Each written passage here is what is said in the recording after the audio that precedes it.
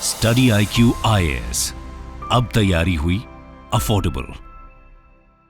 नमस्कार दोस्तों बांग्लादेश में 3 महीने पहले जो भी कुछ हुआ उसके बाद से जो लगातार डर बना हुआ था शायद वो सच होते जा रहा है। क्योंकि देखिए क्या होता है, किसी भी देश के अंदर अगर कोई कम्युनल टेंशन बढ़ता है और लॉ एनफोर्समेंट एजेंसीज आती हैं, वहाँ की आर्मी आती है, तो उनसे एक्सपेक्ट किया जाता है कि वो एक न्यूट्रल स्टैंड लेंगी और चीज़ों को नॉर्मलाइज करने की कोशिश करेंगी। लेकिन बांग्लादेश में इस समय क्या हो रहा है, खुद जो वहाँ की आर्मी है वो एक तरह से हिंदूज के ऊपर अटैक करने की कोशिश कर रही है। और ये सब कुछ हुआ है बांग्लादेश के चित्तगोंग में। ये आप देख सकते हो खबर on camera. Bangladesh army cracks down on Hindu protesters as post against ISKCON states row. और इसी के बारे में हम थोड़ा चर्चा करेंगे कि आखिरकार ये मामला क्या हुआ है। और आप में से भी कई लोग लगातार यहाँ पर मांग कर रहे थे कि ये पूरा मामला है क्या, उसके बारे में बताइए। तो चलिए आगे बढ़ते हैं। लेकिन उससे पहले मैं आप सबको ये भी बता दूं, आप में से जो भी लोग यूपीएससी की प्रिपरेशन कर रहे हैं, हमारा जो नया बैच है वो स्टार्ट हो रहा है दोनों 2026 और 27 के लिए। और सभी के जो लिंक है वो कमेंट सेक्शन में दिए हुए हैं और आपको यूज करना है ये कोड अंकित लाइव, ताकि आप मैक्सिमम डिस्काउंट ले सकें। और इसके अलावा अगर आप एमसीक्यूज अटेम्प्ट करना चाहते हैं तो मेरे इंस्टा पेज पर जाइए, वहाँ पर स्टोरीज में जितने भी एमसीक्यूज हैं उसको भी आप अटेम्प्ट कर पाएंगे। चलिए शुरुआत करते हैं और सबसे पहले ये देखते हैं कि एग्जैक्टली इस समय चल क्या रहा है। देखिए मैं आपको बताता हूँ, यहाँ पर बांग्लादेश के मैप में आप सबको पता होगा चित्तगोंग, जो कि एक पोर्ट है वहाँ पर, एक काफ़ी इंपॉर्टेंट। और चित्तगोंग में ही यहाँ पर एक जगह है जिसका नाम है हजारी गोली। वहीं पर ये पूरा जो भी कुछ मैं आपको बताने जा रहा हूं ये आपको देखने को मिलेगा। तो हुआ क्या है कि एक्चुअली वहां पर कई सारे जो प्रोटेस्टर्स हैं, हिंदू प्रोटेस्टर्स, वो प्रोटेस्ट करके आए थे। और उसी के रात यहां पर बताया जा रहा है कि जो आर्मी है उन्होंने क्रैकडाउन करना स्टार्ट कर दिया। अब आप में से कई लोग कहेंगे कि आखिरकार वहां पर हिंदूज प्रोटेस्ट क्यों कर रहे थे चित्तगोंग में। तो हुआ क्या कि अभी रिसेंटली यहां पर एक पर्सन है, एक ट्रेडर है जिसका नाम है उस्मान मोल्ला, और उसने एक फेसबुक पोस्ट डाल दिया। और उस फेसबुक पोस्ट के अंदर एक्चुअली उसने इस्कॉन को, आप सबको पता ही होगा इस्कॉन के बारे में, इसका फुल फॉर्म है international society for Krishna consciousness. तो इस्कॉन टेम्पल वगैरह आपको अक्सर देखने को मिलता है।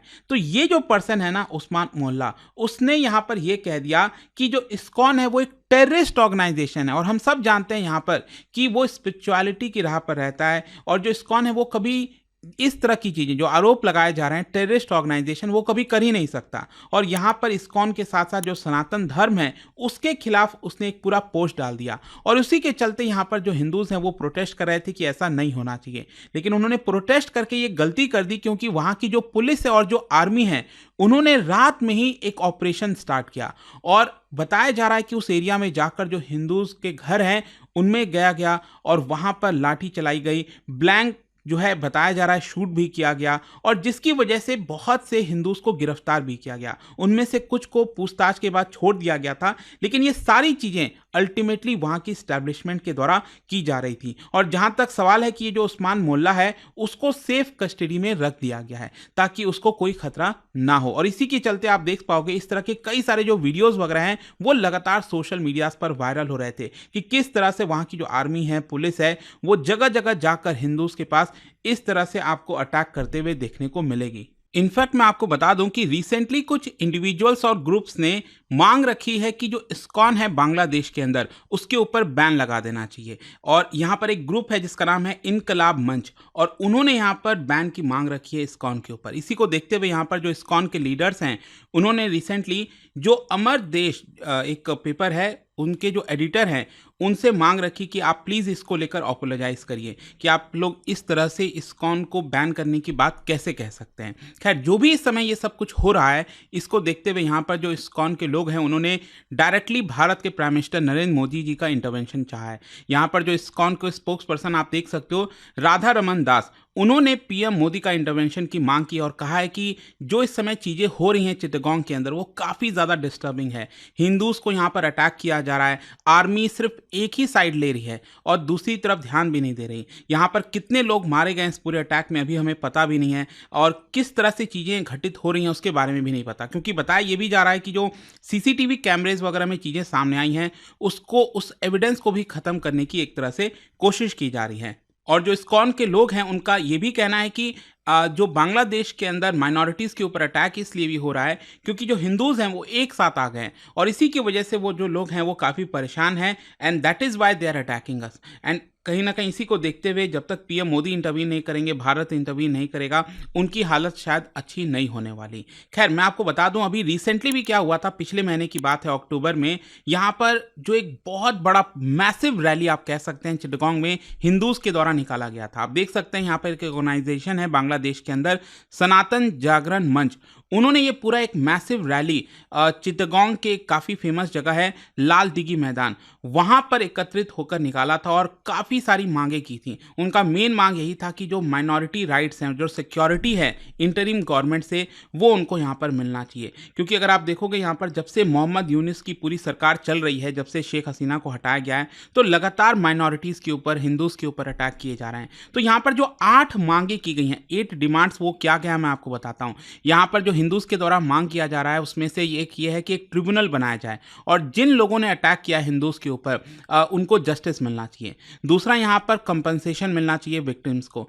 तीसरा बोला गया है कि यहाँ पर एक प्रोटेक्शन लॉ लाना चाहिए माइनॉरिटीज़ के लिए, ताकि इस तरह के हमले को बंद किया जा सके। फिर इसके साथ साथ एक अलग से मिनिस्ट्री, माइनॉरिटी अफेयर्स, भारत में आपने देखा होगा माइनॉरिटी अफेयर्स मिनिस्ट्री है, उसी प्रकार का बांग्लादेश में भी लाना चाहिए। इसके अलावा यहाँ पर जो एजुकेशनल इंस्टीट्यूशंस हैं, हॉस्टल्स हैं, वहाँ पर एक सेपरेट प्रेयर रूम्स बनाना चाहिए ताकि माइनॉरिटीज़ अपना जो फेथ है उसका पालन कर सकें। फिर इसके अलावा यहाँ पर जो हिंदू बुद्धिस्ट हो गए, क्रिश्चियन वेलफेयर ट्रस्ट हो गया, उसको एक तरह से फाउंडेशन में तब्दील कर देना चाहिए। इसके अलावा यहाँ पर जो ऑलरेडी एक्ट है इस समय, property recovery and preservation act, transfer of interested property act, इसको सही से इंप्लीमेंट करना चाहिए। तो ये 8 डिमांड यहाँ पर हिंदूज़ के द्वारा किया जा रहा है। और आप में से जो लोग जानना चाह रहे होंगे कि बांग्लादेश में इस समय हिंदूज़ की संख्या क्या है, मैं आपको बता दूं, बांग्लादेश की जो पूरी आबादी अगर आप देखोगे तो वो है आपका 170 मिलियन, मतलब कि लगभग 17 करोड़, 17 करोड़, और इसमें से लगभग 8% आपको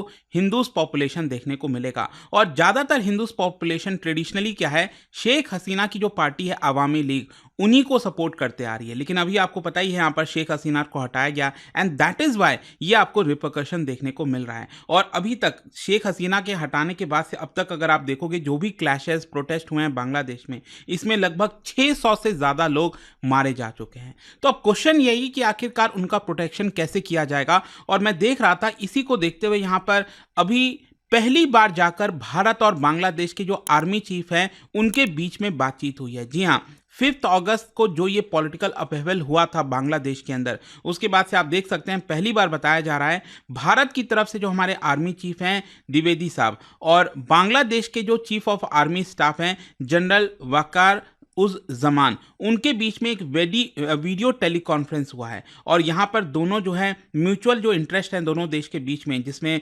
बायलैटरल डिफेंस कॉर्पोरेशन आ गया, वो सारी चीज़ों को लेकर चर्चा हुई है। लेकिन क्वेश्चन ये है कि दोनों के बीच में जो बातचीत है वो इतना मायने क्यों रखती है, मैं आपको बताता हूँ। एक्चुअली क्या है, अभी रिसेंटली यही अंदाज़ा लगाया जा रहा था कि शेख हसीना के हटने के बाद से जो पाकिस्तान और चाइना है वो कहीं ना कहीं कुछ हद तक अपॉर्चुनिटी ढूंढने की कोशिश करेगा। तो जरूरी हो जाता है कि भारत लगातार बांग्लादेश के इस्टेब्लिशमेंट के साथ संपर्क बनाए रखे, ताकि जो भी चाइना अगर पीछे बैकडोर से आने की कोशिश करे तो उसको कहीं ना कहीं हम रोक पाएं।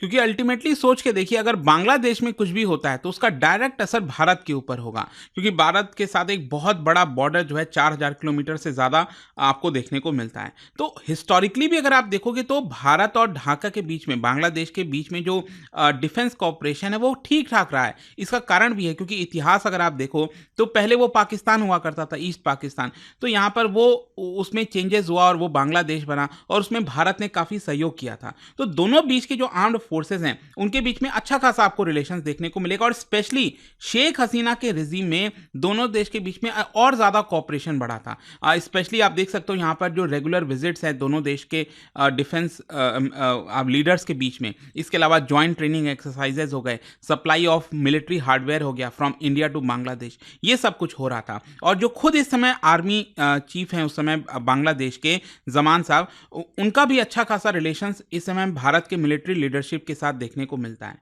तो यहाँ पर दोनों के बीच में बातचीत इसीलिए जरूरी हो जाती है कि जो भी समय पॉलिटिकल ट्रांजिशन हो रहा है बांग्लादेश के अंदर, उसके मद्देनज़र यहाँ पर भारत अपना जो संपर्क है वो लगातार बनाए रखे, ताकि हमारा जो नेशनल सिक्योरिटी है वो एक तरह से खतरे में ना आए। और साथ ही साथ जैसा कि मैंने आपको इस वीडियो में बताया कि जिस तरीके से चित्तगोंग में यहाँ पर हिंदू कम्युनिटी के ऊपर अटैक किया गया, उसके ऊपर भी आई एम श्योर बातचीत हुई होगी। ऑल्दो इसको लेकर ऑफिशियल कोई चीज़ नहीं बोला गया है दोनों देश के बीच के द्वारा, लेकिन कहीं ना कहीं यहाँ पर बांग्लादेश की जो सरकार है, मोहम्मद यूनुस की जो सरकार है, वो उन्होंने आश्वासन दिया है कि वो हिंदूज को प्रोटेक्ट करेंगे। अब कितना वो सफल होते हैं नहीं पता, क्योंकि अल्टीमेटली आपको ये भी समझना है कि बांग्लादेश की जो आर्मी है वो इस समय पूरी तरह से कंट्रोल में है। यहाँ पर जो ओवरऑल सिक्योरिटी होता है देश का, उसकी जिम्मेदारी तो बांग्लादेश आर्मी के पास है ही है, लेकिन इस समय करंट कॉन्टेक्स्ट में जो इंटरनल अफेयर्स है, इस समय जो काम एक्चुअल में पुलिस को करना चाहिए वो भी काफी हद तक इस समय बांग्लादेश की आर्मी कर रही है। तो इसी की वजह से यहाँ पर जो अभी बातचीत हुई है भारत के मिलिट्री और बांग्लादेश के मिलिट्री के बीच में, वो काफ़ी इंपॉर्टेंट हो जाएगा और देखना होगा कि ये चित्तगोंग में जो भी कुछ हो रहा है उसको कैसे रोका जाता है अल्टीमेटली, और क्या भारत इसमें डायरेक्ट इंटरवेंशन करता है कि नहीं। और जाने से पहले आप सभी के लिए एक इंटरेस्टिंग क्वेश्चन, क्या बता सकते हो यहाँ पर जो एक ट्राइब है, निशी ट्राइब भारत के अंदर, वो आपको कौन से नॉर्थ ईस्टर्न स्टेट में देखने को मिलता है? और इसका राइट आंसर आप सबको पता है, मेरे इंस्टाग्राम पर तो मिलेगा ही, वहां पर अगर आप नहीं हो कोई बात नहीं, टेलीग्राम से ले सकते हैं इसका सही उत्तर। मैं कई सारे जो एमसीक्यूज हैं वो यहाँ पर स्टोरीज में डालता रहता हूँ। अगर आपको पीडीएफ चाहिए तो टेलीग्राम पर आइए, अलग अलग सोशल मीडिया पर आप जुड़ पाओगे। और जैसा मैंने आपको बताया, अगर आप यूपीएससी की तैयारी कर रहे हैं, कोई भी बैच चाहते हैं, you can simply use this code Ankit live to get maximum discount. And I hope कि वीडियो आपको पसंद आया होगा। मिलता हूँ आपसे next time. Till then, thank you very much, see you soon.